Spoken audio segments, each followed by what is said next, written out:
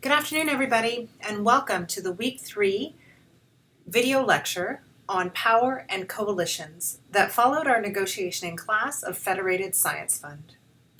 So today I'm going to walk you through some of the information from Chapter 5, because in class, the Federated Science Fund did not cover all the information in class, so there'll be a little bit more detail in this lecture. But again, I do encourage you to read the textbook and to get a little more depth on some of the concepts through your reading to reinforce some of these concepts.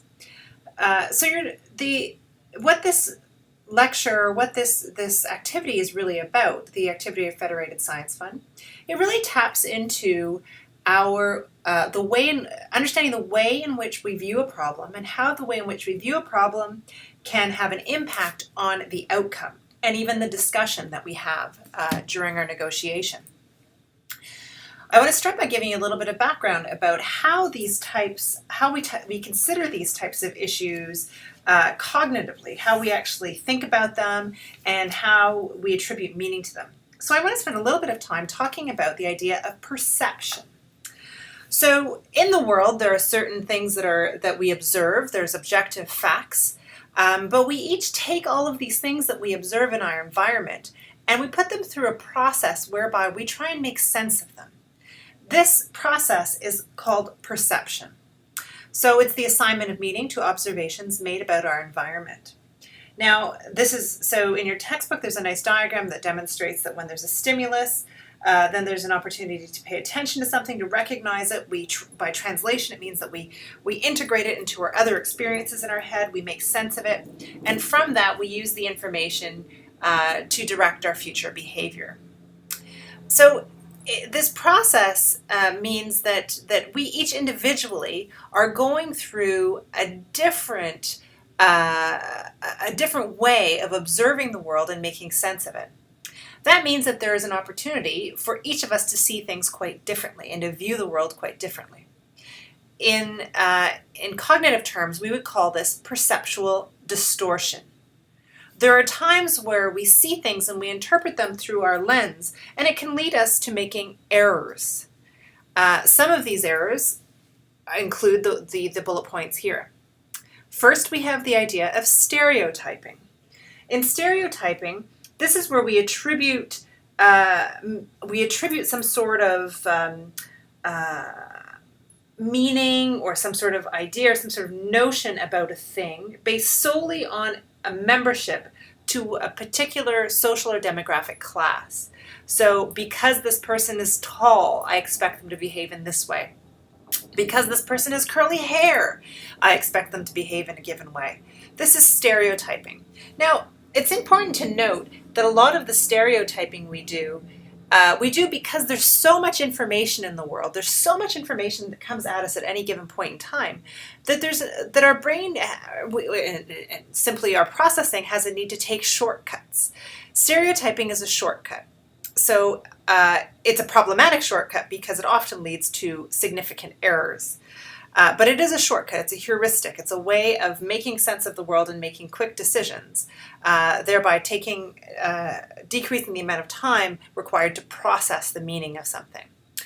A halo effect is another such shortcut that again leads to distortions or leads us to see things incorrectly. Now, in a halo effect, this is where we generalize an attribute, one observation, one thing about a person to mean more than it actually does. So we define an attribute based on a simple observation of another human being. So as an example, if we see somebody who is happy at a given moment in time, is smiling, we view them as a friendly, amicable person. But we may have just caught them at a particularly good moment.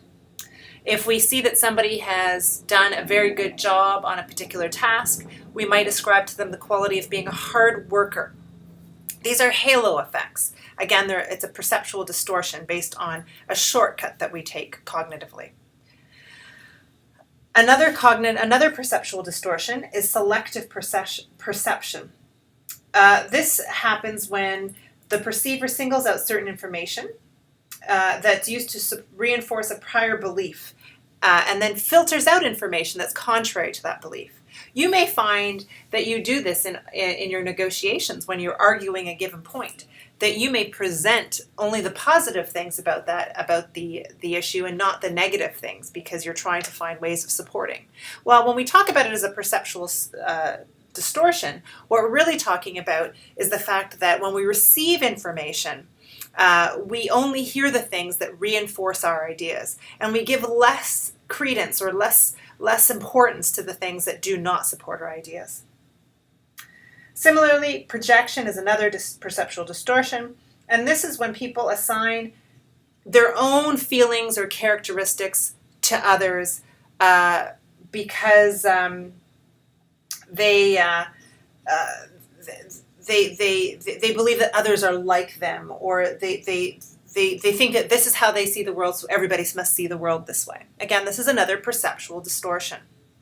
So again, this is extending our understanding of the idea of perception, that when we intake information, when we make observations about the world, we put this information through a process in our minds that can be effective and also ineffective. And here are some of the ways in which it can be ineffective.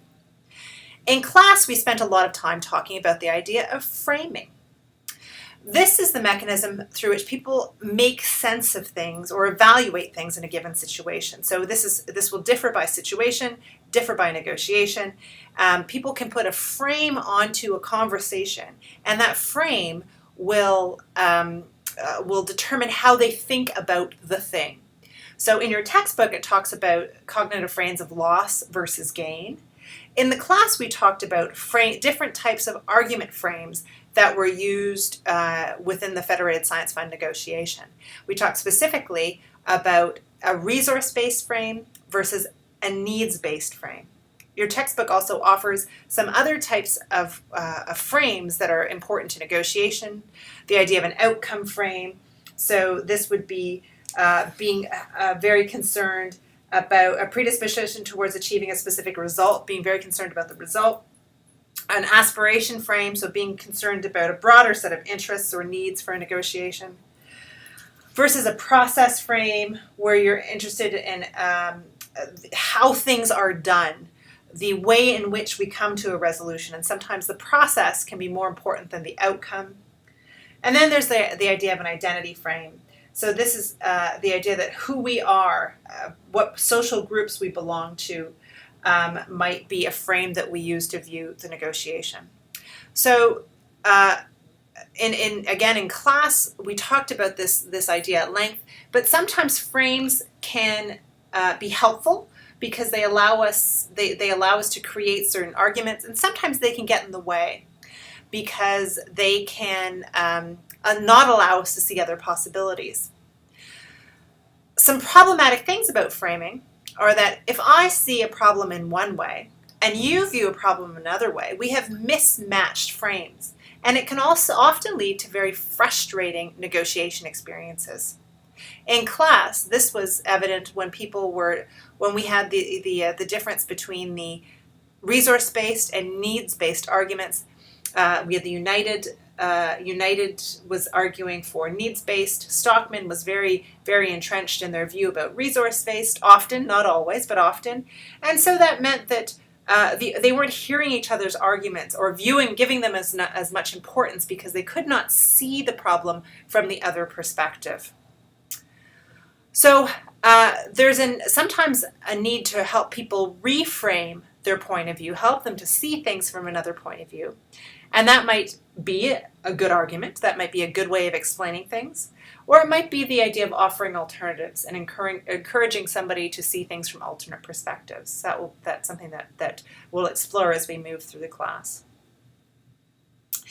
I also want to introduce the topic of cognitive bias. So we talked about perceptual errors. This has to do with how things are perceived and the issues that are problems that we have when new information is integrated into our knowledge. Cognitive bias represents systematic errors in information processing. So this is where there's a set of biases or a set of mistakes that we tend to make quite often. We've already experienced 3 of them in the classroom. The first being irrational escalation of commitment.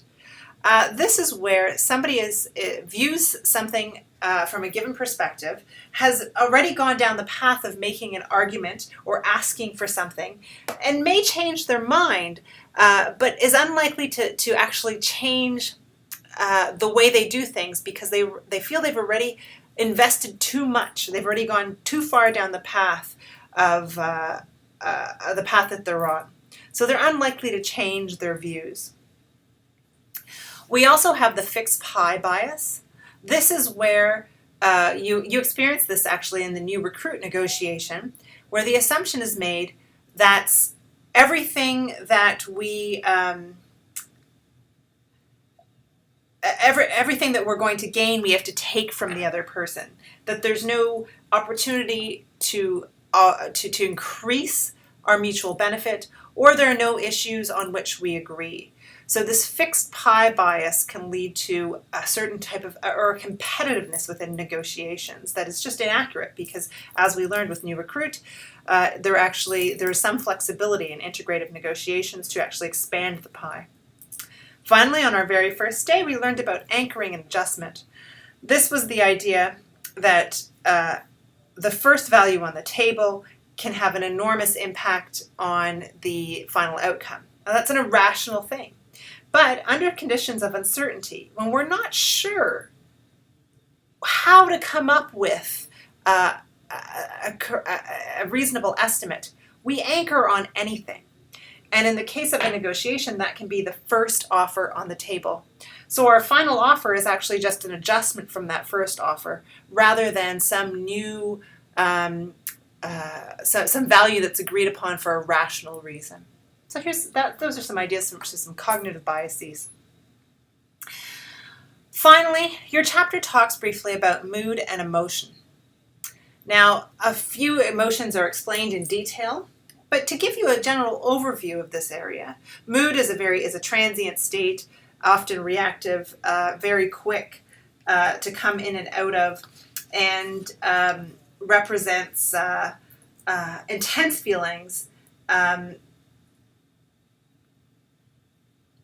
I'm realizing I said the word mood. I'm just correcting myself. Emotion is an intense feeling that lasts for a short duration. And it's usually reactive. It's usually responsive to something, whereas mood is longer. It lasts for an extended period of time. And both are important to a negotiation because both can have an impact. There's actually a good reason for this. There's actually a theoretical construct that you don't need to know called broaden and build. The idea behind this theory is that if somebody is in a negative mood state, it's kind of like a flight or fight response, where if you're in a negative mood state, you enter kind of a protective space, and you have to focus your energy and really narrow down in order to solve the problem. You take all of your energy and you focus it on getting to the outcome. So negative emotions narrow your focus and create a competitive space, whereas positive emotions open you up a little bit. They allow for cooperation between parties, and we know cooperation is essential for integrative solution making. They allow for more flexibility in terms of what you're willing to consider and willing to listen to. They offer an opportunity for persistence. You'll stick around longer. If you're in a negative mood state, you're likely to give up, walk away from the table. Positive mood state, you're going to stick it out. You're going to try harder. If you meet a challenge, you'll face it. And finally, there's the idea of creativity. In a positive mood state, you're likely to come up with interesting and novel solutions and be able to identify opportunities that you may have not otherwise been able to see. So that part of the learning about Federated Science Fund was deeply connected to these ideas of perception, framing, cognitive bias. We touched on mood, but it's not a significant part of this negotiation. We will come back to this idea as we progress in the class. But another series of learnings from this class actually came from the fact that we moved into a three-party negotiation. So there was an opportunity for coalition formation. So the fundamental difference between two parties and group negotiations is that sometimes two or more parties can leave the group and form a coalition. And in the coalition, they're able to pool their resources. So to say, it's you and I, we're together and we are negotiating as a unit, which gives that unit greater influence over the outcome of the negotiation. So a coalition here in the definition on this bullet point is a subgroup of two or more parties who agree to cooperate to achieve a mutually beneficial or desirable outcome. So some things to remember about coalitions when we observe this in class. Coalitions form if they're more likely to form if people caucus or have side meetings early in the negotiation. If those types of meetings happen early on, the coalition is likely to form and be stronger. Coalitions can certainly form later in the negotiations, but those tend to be more fragile in nature. Coalitions are maintained in large part because the parties are suspicious of one another. They won't let one another leave the table. They stick together. They follow one another. And that suspicion can sometimes, the way in which you protect that suspicion can sometimes maintain the coalition. And then another aspect of coalition is that when you form a coalition, it doesn't necessarily that you're going to split the resources 50-50 once the negotiation outcome is reached. There's also a need within the coalition to negotiate the resources among coalition members. So some more points about how coalitions will form. They will form when a combination of resources can win additional resources. So you saw in Federated Science Fund that if Stockman and Turbo joined, they could win they could get more potentially by leaving United out, depending on what United was asking for. And it also forms when parties have unequal power. So when people have arguments for why they should get more of the pie, if it was clear that it should be equitably divided, three-party deal, that we all each take our third, then it's unlikely that a coalition will form. But because Stockman came in with this resource argument and United came in with this needs-based argument, there's an unequal power distribution, and that unequal power can lead to competitive results. The conditions under which coalitions are unlikely to form, it's when combined resources are still insufficient, when there's high need among all parties, and even if we pool our resources, we still don't have, we're still in need. Like if we need to have everybody in on the deal in order to maximize gain. Also when communication is restricted. Now, in our Federated Science Fund negotiation, there was ample opportunity for people to move off and have caucuses and have side discussions. It's that caucusing and those side discussions that really sustain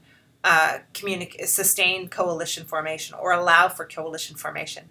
If these negotiations were happening in a way where communication was between communication for subgroups was restricted, it would be unlikely that a coalition would form. It's also unlikely to form when the members at the table feel like an in-group and that there's somebody on the outside. So the high external conflict pushes parties apart.